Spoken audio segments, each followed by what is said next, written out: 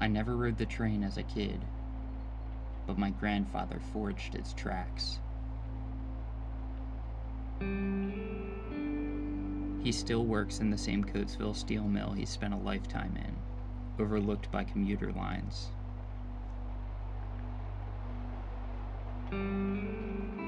I grew up just west of there, surrounded by cornfields, in a town that kept its own time.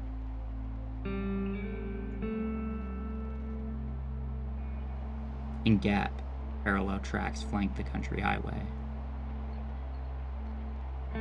Looking out my car window, I would sometimes get a fleeting moment of synchronization with a train carrying a future life.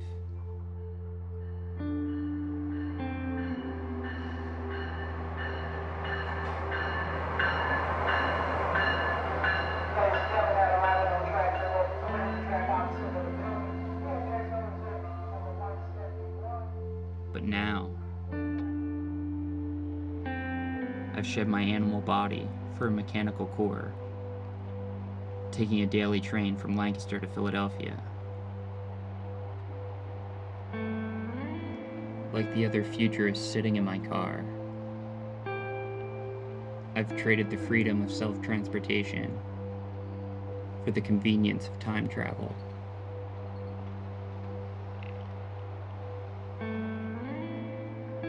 Yet every day, looking out the train window, my present self travels through my past to arrive at my future.